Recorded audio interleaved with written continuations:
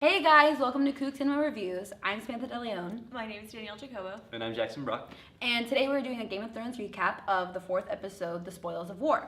So we're going to go location by location, and we're going to start off with in the north at Winterfell. And so Littlefinger is meeting with Bran, and they're talking, and he gives him the dagger, the same Valyrian steel dagger that someone used to try to kill him in season 1 after he saw Cersei and Jaime.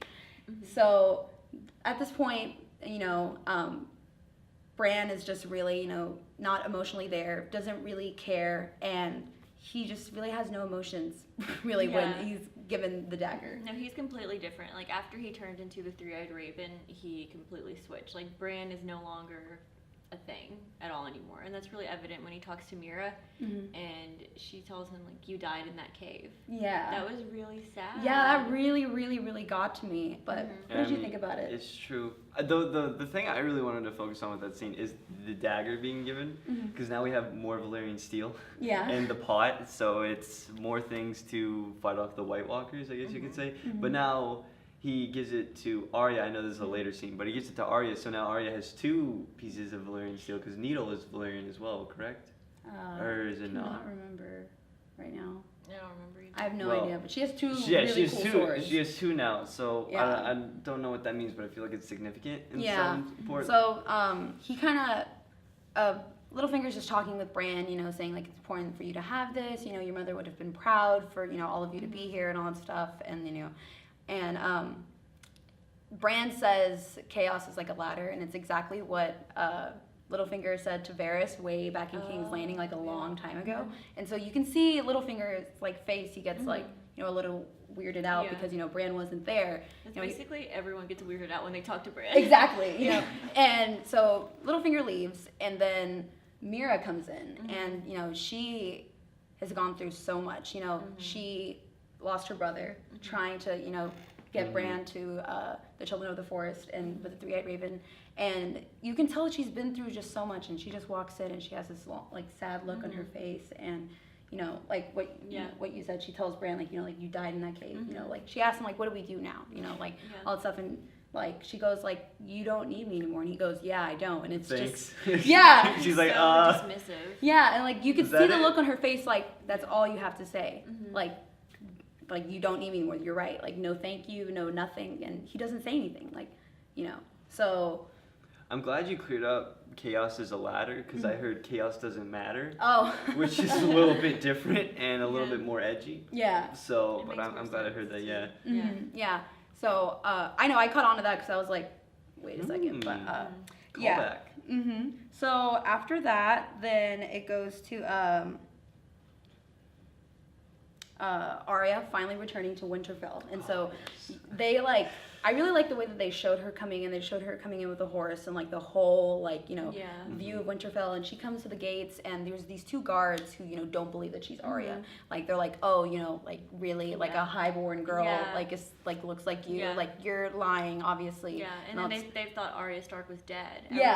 And so she basically like lets them talk and all that stuff, and she's like, look, if I really am Arya Stark and Sansa finds out that you wouldn't let me in, like how do you think she's gonna take that? And you see the look on their face, like, oh crap. Okay, let's let her. And I really love how much Arya has come, like how much she's changed, and like how much her character has developed. From like the first season to now, because now you can see like she's so fearless. She like can do anything. She can talk to anyone. Like she can defend herself.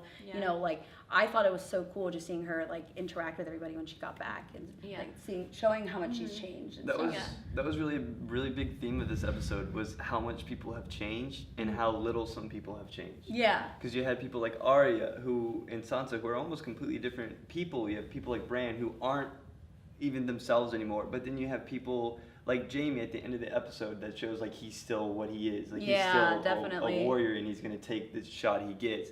So we got a lot of like, oh, these people have changed this way, with the guards not even knowing who Arya is and all that. But then we also have some people who are the same. Like, no matter what happens, they still go back to what they are. If that makes any sense. Of course. And I think Arya's and Sansa meeting was really satisfying. Yes, too, definitely. Because I didn't think it was overdone or like too much. I thought it was like the perfect interaction between the 2 of them, because like there's still that tension between them. Like, yes, they're happy to see each other, but it's still like that sister to sister thing. Yeah. Like, because they didn't leave on very good terms. Yeah, and like they're happy to have each other, but like Arya's still kind of like making fun of Sansa for being a lady. She's like Lady Stark. Like, that really fits you. yeah. And it was just really good to see that like they kept that dynamic. They didn't just completely erase it and act like they'd be like best girlfriends now. Yeah, of course. Yeah, so the guards believe Arya, and so they're like, wait here, and they go and they get Sansa and they tell her, you know, like, yeah, there's some girl here who said, you know, that she's your sister, and she's asking for like Master Luwin and all these weird people, and you know, you can see the look on Sansa's face, like, that is my sister, like, you know, she's naming all the people who like who used to work here, and then they like go back to, you know, where they told her to wait, and she's not there, and then like Sansa goes, I immediately know where she is, and she's, you know, underground in the catacombs. Crypts. Yeah.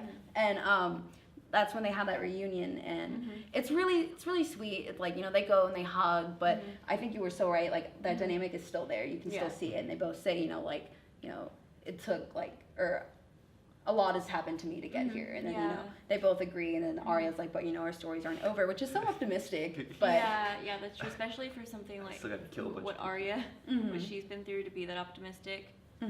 And she starts talking about her list to Sansa, and you can see like the look on Sansa's face, like, oh yeah, that's such a funny joke. So funny. Yeah, everyone treats it. Yeah, except Bran. Except for Bran, yeah.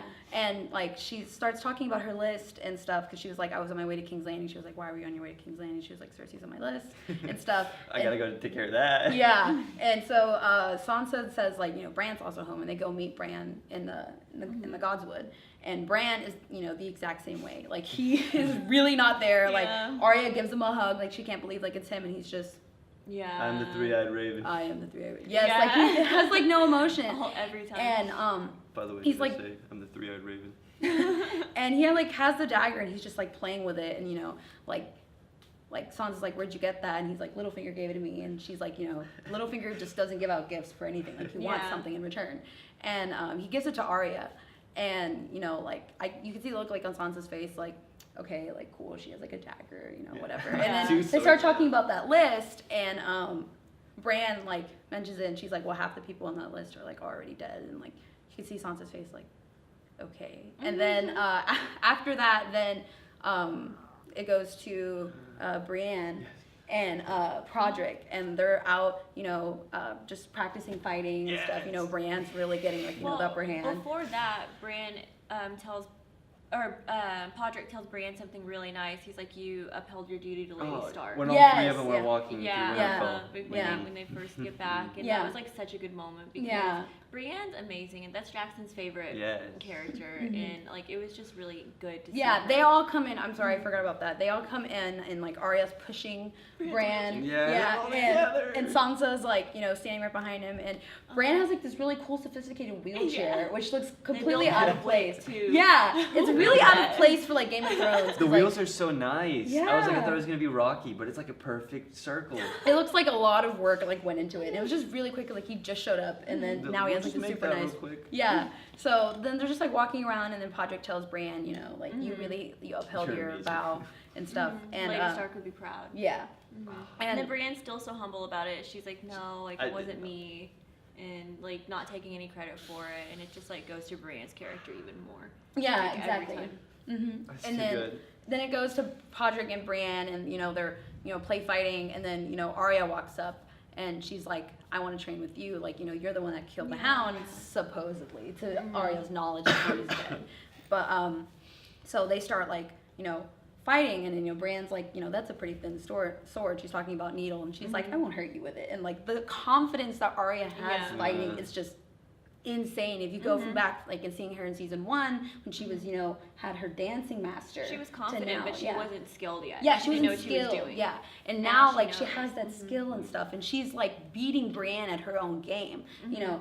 And like, Bran eventually asked her, you know, like, where did you learn how to do that? And she says, no one. Yeah. And I thought it was such a cool answer. And like, Sansa sees this, and she's like talking to Littlefinger, and she just immediately stops talking. She's just like shocked to see how much Arya is like. Oh, maybe she actually does have a kill list. Yeah, like, I think she finally starts to see, like, I think Arya really like was being serious about it, because you just see the look in her face. She doesn't say anything, and she watches the whole thing. Yeah. And I think that really is just her recognizing what Arya is, and like, she's changed, and like, she can actually really hurt someone. Mm-hmm. So I mean, that was really satisfying to see them fight. I mean, it was.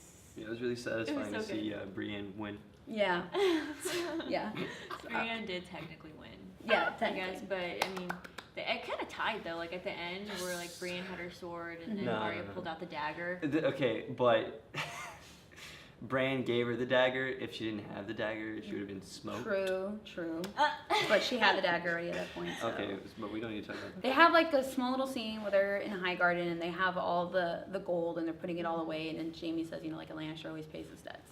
And so then it goes to King's Landing where Cersei is talking to the banker from Bravos. Yeah, the Mycroft from Sherlock, Mark Gaddis. Like it's him, and it's just so weird seeing him still. And he has faith now because like they paid back their debts. It looks like they're winning and stuff. They just they just took out the Tyrells. They took out like the Iron Fleet. They trapped Casterly Rock. Yeah, they trapped Casterly Rock. It's really not looking that good for Daenerys. And, Cersei's just talking about how, like, she's going to, take over and, like, you still need to have faith in the bank and things like that. And then, what else happens next? Jaime's there, and then you see Bronn for the first time. Yes. And I forgot about him, honestly. Yeah. What he was even up to. Yeah, he he still was wants like, that castle. Yeah, he mentions that to Jaime. He's like, you're paying back your debts, but when am I going to get my debt? Like you still owe me a castle and a wife and all this stuff. And then and then he gives him the gold. Yeah, he gives him this sack of gold and he's like, here. Like, it's not enough. Yeah, it's not enough. Because, Bronn has honestly done so much for, the Lannisters. That sack of gold does get kind of important during, later on, in the for battle. Character-wise, it gets pretty important. Yeah, and then, I think that's really it for them, like, while they're traveling in the beginning. Really, Jaime's just satisfied that they, took House Tyrell and they're kind of back on their way to King's Landing with all their gold. Yeah, and you see Dickon, which is, I think, they have, he says his name. He's the guy with the little head. Yeah, and that big body. Yeah, and you know who I'm talking about, the really big dude. Okay, honestly, it looked like he was CGI. It does. It looks like he looks CGI really head fake. like a he big just looks body. weird. Like, 'cause they show like... Jaime and Bronn, like, walking up, and they're talking to Dickon, and then, Bronn's like, what's your name? And he's like, oh, my name's Dickon. And Bronn immediately just, starts, like, chuckling. He thinks it's funny. Yeah. And they start talking about, how, like, or Dickon starts talking about how hard it is to just, kill all the, the Tyrell soldiers and stuff, because he said, like, I knew some of them and all that, and Jaime's trying to assure them, like, they rebelled against the queen, this is what happens in rebellion and things like that. And then after that, it goes to Dragonstone. Yeah. So Yay. A lot happens in Dragonstone in this episode. So do you want to start it off on how it starts? It basically starts with Jon showing Daenerys the caves, right? So she's given him permission to mine and craft weapons from the dragon glass, and so he tells her, I want to take you down here and show you. Yeah, she's like walking with the Missandei, and and she's like, Missandei's asking, have you heard anything from the Unsullied? And Daenerys goes, no, not yet, but I'm sure, like, everything's gonna be fine. She's like, he'll come back to you. Yeah, and she's Daenerys like, knows why she's asking. Yeah, and then she goes like, yeah, he better. And then like so Daenerys like kind of like gets this look on her face, like, oh, and it's cool to like to see that cute like girl moment, like you see like her like ooh, and then Jon. That just shows that Missandei is actually Daenerys' friend. Yes, like, of course. She's not just her like advisor or assistant or translator. Like, she's genuinely like their friends, and that was just like a cute little moment. Yeah, and I think that definitely leads into when she's talking to Sir Davos and Jon later on. But Jon comes up and he's like, I want to show you something, and he goes and he grabs Daenerys and he goes and he takes her into this cave, and he's like, you see all the dragon glass, and it's literally like a mountain, like Sam described it. It's like so much of it, and you just see like the look on both of their faces, like they cannot believe like so much is in here. And like he's like, this is all we'll ever need and stuff. And so like she's just like looking around, and he's like, I have something else I want to show you. And so he takes her deeper into the cave, and then like he kind of walks in, and a lot of the like, there's a lot of symbols that have been shown throughout the seasons every time with, like, the White Walkers, like the weird... Spirals. Yeah, the spirals and all the weird mazes and stuff. And it's like all those little mazes and all those symbols and stuff are all over like these rocks in the cave, and like you see Daenerys, like, you know, she has no idea what any of this is, and he's like, and Jon says, you know, this is what the children of the forest made, and he's talking about how like they were here, you know, for a long time, and Daenerys is like, you know, were they here before man? And he goes, no, they worked with man, and you know, then they start showing like more pictures of like them together. Yeah, them together. Awkwardly, like just like standing. Yeah, it's like the children of the forest, you know how like they were so little, and then like the like men, there's like pictures of that, like drawings, and then like they go further into the cave, and like Jon's like, you know, they work together against the common enemy, and then there's like detailed photos of or those were some good drawings. They were really good detailed drawings of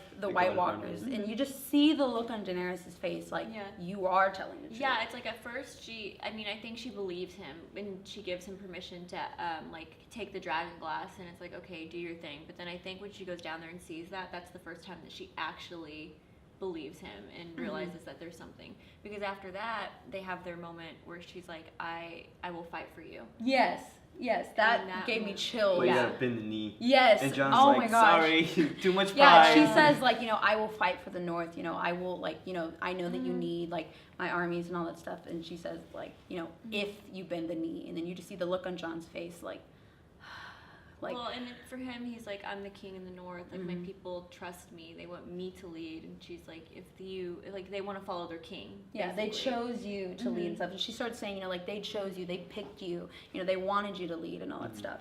And so after that, then it goes to Jon and Sir Davos. I mean, it leaves unresolved. Real quick. Oh, yeah, it goes if I could go back to, this is just a misconception I had, but I thought once we went through the flashbacks of how the first White Walker was made, that the first White Walker was made because from the forest children to ward off the first men that were coming from the north. So that didn't really make sense to me. I know, I didn't think about that. I felt like there was a hole in the continuity that they made. Yeah, because they did show that the entire reason scene. White Walkers were made was because of First Man, but now they're both fighting against them, but I don't know. Maybe the Forest just really screwed themselves over with the White Walkers. I mean, maybe. I have no idea. Yeah, I think so. I think that was that's a cute background. Yeah, thank you. Then Sir Tom. they exit the beach. Oh, they exit the beach, and they're like they are met with Tyrion and Varys and everybody, and Tyrion has like this worried look on his face, and he's like, well, we have some good news, and she's like, what? And he's like, we took Casterly Rock, and then and she's like, that's good, right? And then why don't you look happy? And she's like, that's good, right? And then he's like, good, and you can just see the look on his face, and then it just like, because he's failing. Yeah, he is failing her, and she's getting really upset, and like then she finds out that Olenna's dead, and that Highgarden has been taken, and she's storming, and she's so angry, and she's blaming. Well, they've lost Dorne, they've lost the Tyrells, and the Iron Fleet. Yeah, so she said like, I'm losing this war, and so she is so angry, and she starts to blame Tyrion, like this is your family, like you're like you keep saying that they're the enemy, but like do you really want them to lose? I don't think she means it. Yeah, you could just see that she is very upset. She's just looking for someone to blame. But Tyrion's definitely thinking about it. Yes, that's yet another like the theme I was talking about. Like they're at the end. Sorry to get ahead again, just for a brief moment, but whenever he's watching that final battle, even he's like, I've come a long way. Yeah, like I was these people's almost advisor, the Lannisters, and now I'm sitting here. So I think there is watching conflict. And my obviously own. He's worried about Daenerys too. Yeah, he's worried of about course. Jaime, You can see. but he's like torn almost. He is torn. He is.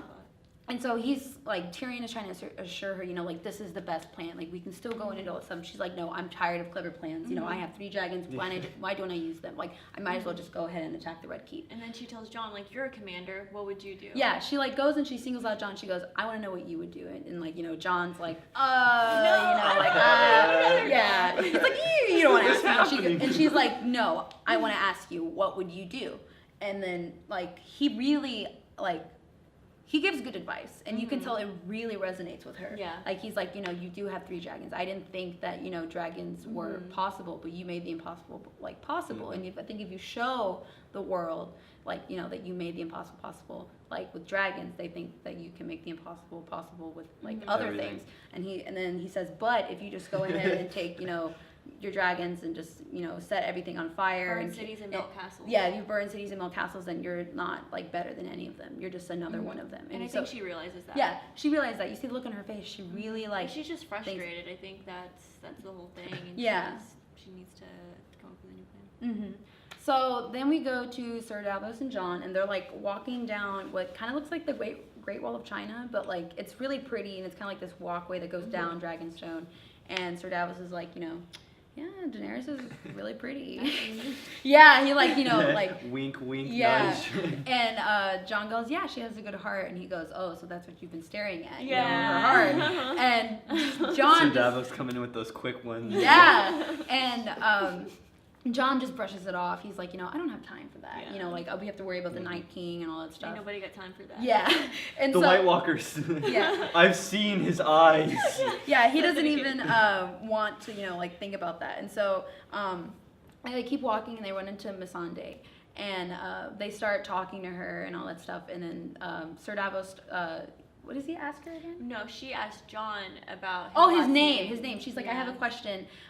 Your name, it's Snow. Why is that different from, like, Stark? Which is weird for me because I thought Missandei was supposed to be like an expert in language and culture and like. I think she wanted all to around hear the Jon world. explain it himself. Like, I think she knew, Yeah. but I think she wanted to hear, like himself say it. Yeah. Say it. Yeah, say it. And so. Tell me about your bastardization. Yeah, and so he's like, oh, well, I'm a bastard. My mom and dad weren't married. Yeah, my mom and dad weren't married and all that stuff, and this is all to his knowledge because, we all know that He's a Targaryen. yeah, he's a Targaryen. And Bran knows that as well. I forget that sometimes. Yeah, because that's the first thing He Bran doesn't act said. like one. Yeah, because that's the first thing Bran said when he came back. He's like, I need to speak to Jon. Because I think he knows that, like, he needs I to have some news. Yeah, I have some news for you, bud. And so he starts talking about that, and then she says that, for she's from the Isle of Narth, I think? North, yeah. She says, like, there's no such thing as marriage there. Like, so the concept of, like, being a bastard to her is, like, really foreign. And then, Sir Davos is like, if your homeland was so great, why did you leave? And she's like, well, I was a slave. I was sold. And then he was like, how did a slave end up, advising Daenerys Targaryen? Yeah. And she's like, well, Daenerys bought me and she freed me. And she basically just goes on this whole thing how, like, everyone that, like, Daenerys has, like, her armies, her advisors and all that stuff, it's not people who, they follow her freely. Yeah, they follow her freely. Like, they, like, because they believe in her, they pick her. And, like, you really see that, like, everything that she's saying sounds just exactly what Daenerys was saying to Jon. Like, they picked you. It's, like, kind of like it parallels exactly. Yeah. Like, that's true. Yeah, she's saying, like, like, we picked her. Like, we think, like, she's, like, amazing and all that stuff. And then, like, well, yeah, she's saying, like, we're not just following her because of her name, of some house we've never heard of. Yes, like, yes, we're exactly. Following her because of who she is. Like, she's the queen that we picked. Yes. And I think Davos makes a comment, like, jokingly, like, do you mind if I switch sides? Yeah, he's like, do you mind if I switch sides? Because, like, this is so impassioned. And, like, Jon's like, so if she were, like, to send you off, like, Do you think she would let you? Yeah, she would let you. And she was like, yeah, she would give me. And she Give was me a like, boat. and she's so, like, you can Some see the food. look on Missandei's face, like, yeah, I know she would. She would give me a ship, and she said, I wish you good fortune. Yeah. And Jon's like, you really think that? And, like, you see the look on Jon's face, like, really? And, like, you see Missandei, like, she's, like, kind of, like, angry a bit. Like, she's like, yeah, I know she would. Like, I know she would. I know her. Yeah. And, like, it's just, it's a really good scene, just seeing, like, Missandei. It's a testament to Daenerys' character. Yes, definitely. And it's so cool just to see, like, the way that Jon takes it in, how Sir Davos is like, well, I'm already like, ready to switch sides. Like, well, let's go. Yeah. So while they're talking, like, they see, like, a Greyjoy ship. And then Jon's like, is that Theon. yeah, is that like a Greyjoy ship? And so they, they Theon. race down, and Smells them. yeah, it's Theon with everybody, and, like, it's so Reek. It's Reek. My name Reek.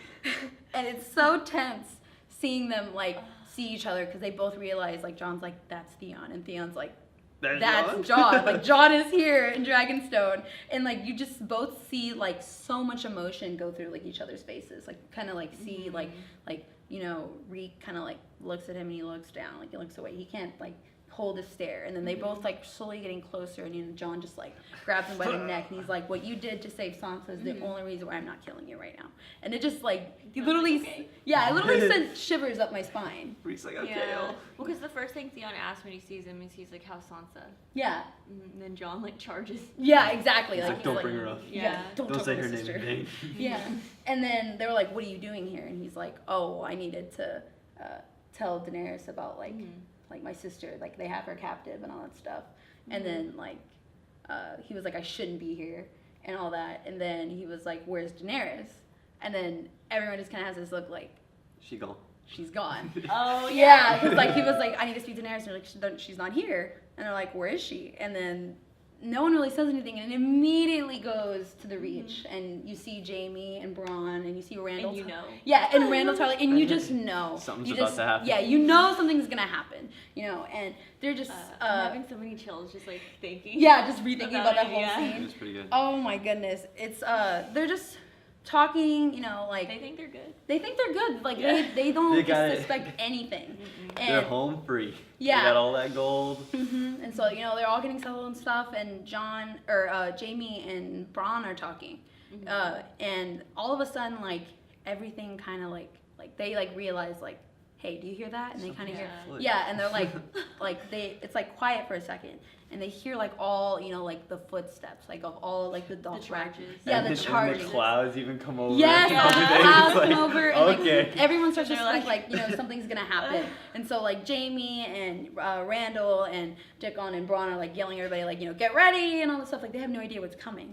And then you see They start like lining up. Yeah. And getting like on the defense. Yes, and you start to see like they kind of like pan and they show like how big the Dothraki is, and you just see like all of them like so tiny because there's just so many, like they're literally like Ants. Yeah, they're And then literally at that ants. point, like the Targaryen music is building. Yes. Like the score is so good during that too. Like you start and hearing it's so it, intense. It's so like, I guess like cinematic. It's like it gets you so excited. It gets your like you know like your blood flowing, and you're like, oh my gosh, like you know that Daenerys is just gonna come in. You're waiting for it. Yeah, you're waiting for it. And so you know like the Dothraki come and they charge. They're screaming and Like they're going wild, and you just I loved seeing the look on Jaime's face. Yeah. Like, oh my god, this is happening. Yeah. Like because it completely blindsided them. They thought, you know, like we We're took out all home her free. allies. Yeah, Yeah, because we're I'm like free. they know who they're up against. It's about time that they really saw You know, who they're at war with. Yeah, like, exactly. Because all this time they thought like, oh, she's just a little Targaryen girl. She has her dragon. She doesn't know what she's doing. And she knows exactly what she's doing. Now it's time they saw her. Yeah, and it's time they made contact. Exactly. And Missandei's speech about how they all freely follow her. They all see what she can do. You can see like the difference in like how like the Dothraki fight and how the Lannisters fight. Yes, Like, they're you- fighting for fear. I think Yeah.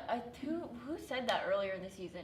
Like the difference is your men are fighting for fear, her men are fighting because they want to. Like they're. Yes. I think it was Grey Worm. Yeah, it might have. It might have been Grey Who Worm or said something. it, Yeah.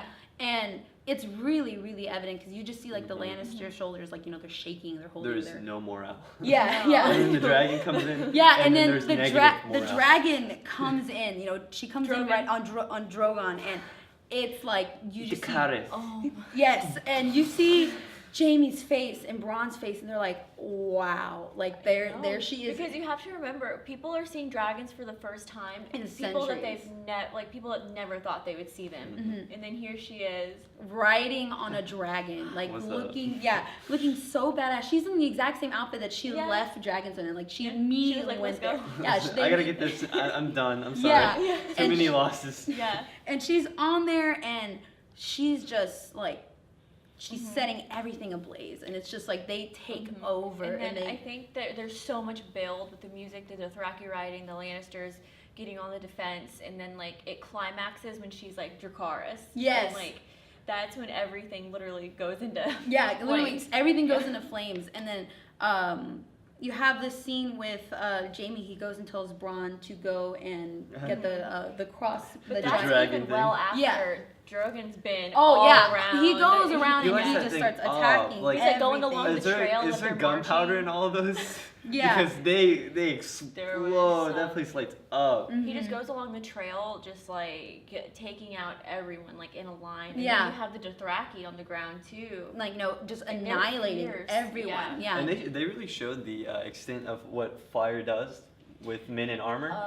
How it, it like sets that armor ablaze, it burns the skin under it. So you saw a lot of you saw men very running graphic. around, and that's what Game of Thrones does. Like I think we saw it in Battle of the Bastards. They show what it is to be in that type of battle. Like they really show the effects of it. Where bodies start to pile up. Yeah. They showed it in this one, like men running around, like trying to get in the water, like their armor, they taking off their helmets, like showing the burn scars. Like I didn't expect that, but I'm glad they did. Yeah, because that's what it would actually be like. Because Game of Thrones is so detailed. They really make it as realistic as possible. They do.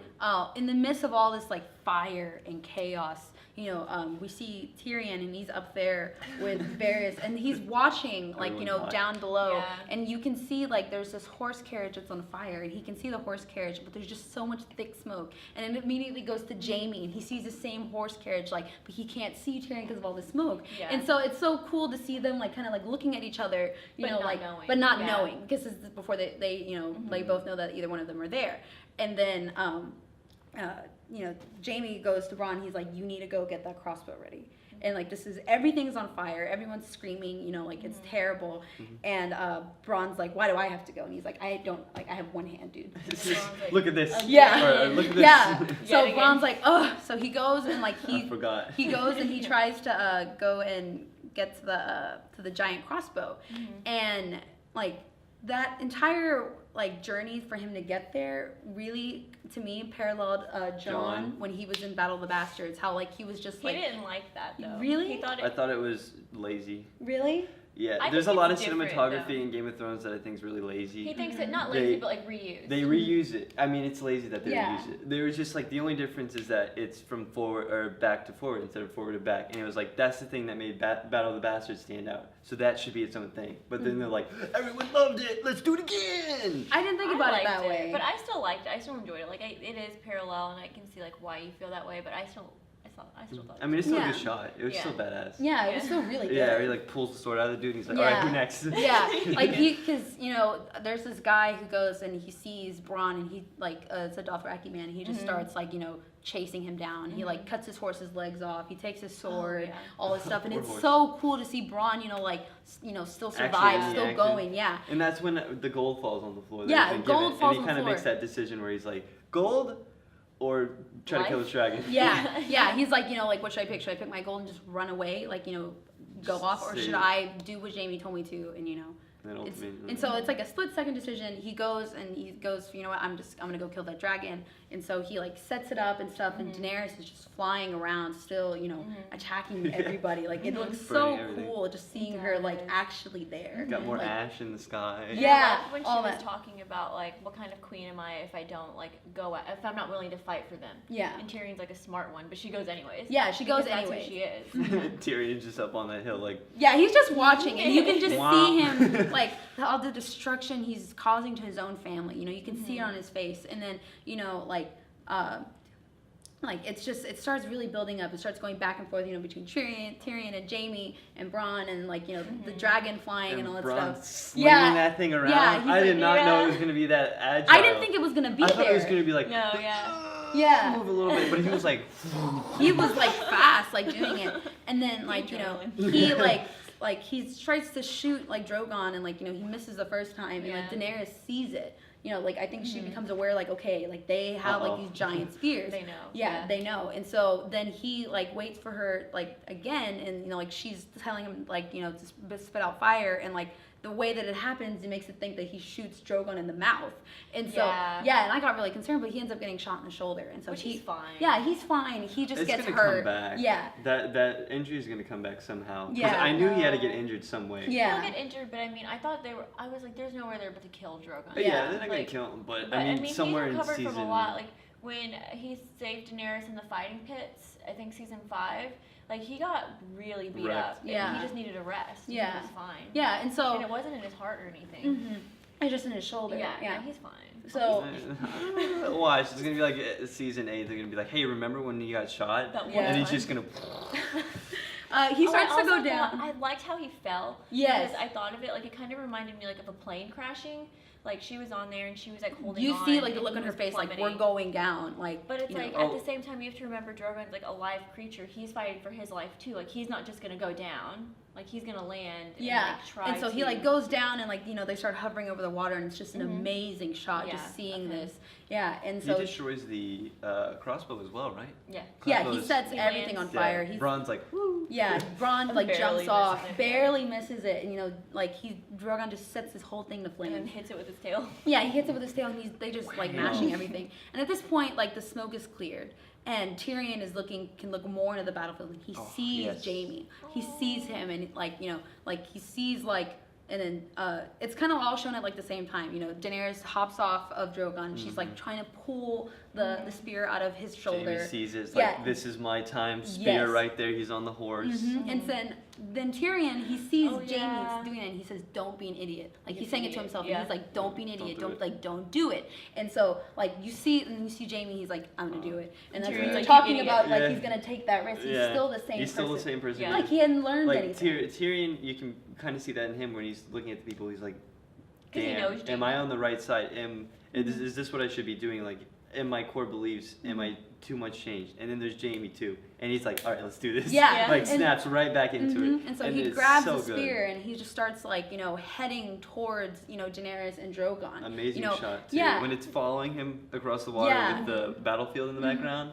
Like everything's in flames in the background. Daenerys is there trying to pull it out, and like, you know, I don't understand what Jaime was thinking. Like, I mean, dogs have a good sense of hearing, so I can just imagine what a dragon can hear. Yeah, like especially you're trying to attack his mother. Yeah, and like, you know, Drogon is just like there. It's not like Drogon's gonna be like la la la, you know, like and not notice. He's fine. Yeah, it just has like resting. Yeah, and then you know, then you like. And then when you see Jaime running, like it goes to Tyrion, and Tyrion goes, "You idiot!" And like then it's like everything just starts building up, and you're like, "Oh my gosh, something's gonna happen either to Jaime or to Daenerys." And then like, you know, Drogon turns his head and he sees Jaime charging, and then, you know, Daenerys, like, she has a look on her face, and like it kind of doesn't even really like change register. Register. It's like kind of happening too fast, but like I think she knows that she's gonna be okay. And then Drogon immediately just spits out fire, and like it looks like it's about to hit Jaime, and then someone, Bronn, I'm assuming. It has to be Bronn. Yeah, it has to be Bronn. Goes and he wants that castle. He wants that castle. He wants that wife. Honestly, if there's anything we learned from this episode, is that it's more of just him following Jaime. Yeah, he's very loyal. I mean, it's the same. It's the themes that we have with what's her face and Daenerys, where it's like, well, I follow her because I believe in her. It's like now we're starting to see that maybe Bronn's following Jaime because he believes in him. Yeah, and it's it's not much about the money. Well, I mean, he left the money behind. That was such a big. But because his life was at stake. But he could have just run off. He could have just grabbed it and ran. That's why it was such a big deal. But I mean, I think he knows that maybe if he were to run off and to betray Jaime, you know, that's a whole other thing. So I mean, it could be. We don't know yet. And then he goes and he tackles him, and they both jump into the water, and like they have this cool shot of them like both in the water floating, and then sinking, and then the fire, like you see like all the fire that Drogon blew. That water would be boiling. Yeah, it would be boiling. It'd be pretty toasty. Yeah. And then you just see Jaime just like, it's just kind of like silence, and he just sinks and just keeps on sinking. It was a really good ending. Yeah, because, you know, he's wearing all that heavy armor. He has that giant metal He only has one arm. Yeah, he only has one hand. You know, we don't know really what's going to happen. Like, you know, did he live? Did he die? Is Bronn going to go down and grab him? Almost definitely. Yeah, like, you know, like, is someone else going to go down there and grab both of them and take them hostage, you know? And that's how the episode ends. And it just leaves a lot of open questions, you know, like what happens to Jaime? How's Cersei going to take all this? What is the Iron Bank going to think? You know, because, you know, like he said at the beginning, the banker, he was like, you know, looking at it, it looks like... You paid your dues. Yeah, you paid your dues. You pay your dues, but, you know, it looks like Daenerys, you know, really has a chance. And Cersei's trying to, like, assure him, you know, like, no, we got this. But I think it was so important for Daenerys to go and do this. Like, you know, she got away around it because she's not burning, you know, castles and, you know, killing, you know, like... thousands of people. Yeah, thousands of people. She went directly to the war. Yeah. She went directly to the war. Yeah, and it was just so cool, and I'm just so excited for next week to see like what they do, because, you know, this is only the 4th episode. You know, we have like 3 left, I think. Or 7. We have 7 episodes. 7. We have 3 That's left. so unsatisfying. 3 left. And, the next episode's probably going to be a little bit of a lull for the second to last episode, which is probably going to have the biggest. Yeah, probably the biggest second battle to last. scene. Probably White Walker stuff happens. So Hopefully. it's really intriguing just to see like what happens. So, Yeah, those are my thoughts. Those were all of us. It's a pretty good episode. Yeah. Best one so far. Sorry that this is so long. You know that like I talked a lot. You know like We talked. There's a lot to talk about though. yeah. It's starting to get some speed. Exactly. So Game of Thrones is really picking up. It's at a very pivotal point. And, you know, I mean, there's just so many characters, not enough people to focus on. You know, like, we don't know how, you know, Samwell's doing, you know. Yeah. Jorah is making his way back to, making his way back to Dragonstone. You know, we have no idea what's going to happen. And then Gendry's still out there. I'm going to say that. Yeah, like, I forgot about him. Did he sail off? He sailed off, but that's the thing in Game of Thrones. Like, you have to, you know, show them dying. He'll come back in the next 3 seasons later. I mean, who knows? He might come back in the very last episode or something. Like, who knows? Whoa! The Iron Throne is just right there, and everyone else is dead. Hey! I'll take Gendry, it. And then a Baratheon ends up on it. Yeah, and it goes back to the beginning. That Who would be, knows what's gonna happen? That would be really intense. Yeah, it would be. But that's all for this episode. I'm Samantha De Leon. I'm Danielle Jacobo. I'm Jackson Brock. And thank you so much for watching. Bye. Bye.